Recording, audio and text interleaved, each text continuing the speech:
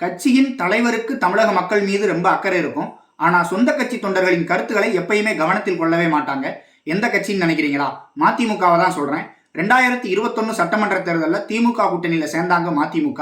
அப்ப அவங்களுக்கு 6 சீட்டுகள் ஒதுக்கப்பட்டது. 6லையுமே உதயசூரியன் சின்னத்துல போட்டியிட்டாங்க. எப்ப 2024 நாடாளுமன்ற தேர்தலில் எங்கள் கட்சி சொந்த சின்னத்தில் தான் நிற்கும் அப்படின்ட்டு மதிமுகவின் முதன்மை செயலாளர் திரு துரை வைகோ அவர்கள் சொன்னார்களோ அப்பவே மதிமுகவை அழிக்க பக்காவா பிளான் போட்டுட்டாங்க திமுக. அதன் ஒரு சிறு தொடக்கம் தான் இப்ப 2026 சட்டமன்ற தேர்தலில் வெறும் 4 தொகுதிகள் தான் ஒதுக்கி இருக்கிறாங்க. அதுலயும் 3 தொகுதிகளில் உதயசூரியன் சின்னத்துல போட்டியிடணும் அப்படின்னு ஒப்பந்தம் போட்டிருக்காங்க. திமுக என்ன நினைக்கிறாங்க அப்படின்னா, அவங்க கூட்டணியில் இருக்கக்கூடிய விசிகா இப்பதான் லேட்டஸ்டா மாநில கட்சி அந்தஸ்து வாங்கினாங்க. அதுலயும் அந்த கூட்டணிக்கு எந்த ஒரு சூழ்நிலையிலும் அரசியல் அழுத்தம் கொடுக்கக்கூடிய இடத்துல விசிகா இருக்காங்க. இந்த சூழ்நிலையில மதிமுகவும் தனிச்சின்னத்துல நின்று ஒரு சில எம்எல்ஏக்கள் எம்பிக்கள் வாங்கிட்டா அவங்களும் மாநில கட்சி அந்தஸ்து வாங்கிடுவாங்க. எதிர்காலத்துல அவங்களும் விசிகா கூட சேர்ந்து நம்மளுக்கு அரசியல் அழுத்தம் கொடுக்கலாம் அப்படின்னு திமுக நினைக்கிறாங்க. அதனாலதான் மதிமுக வளரவே கூடாதுன்னு இப்படிப்பட்ட செயல்கள் எல்லாம் ஈடுபட்டு இருக்காங்க. மதிமுகவின் எதிர்காலம் எப்படி இருக்கும்னு தெரியல, பொறுத்திருந்து பார்ப்போம்.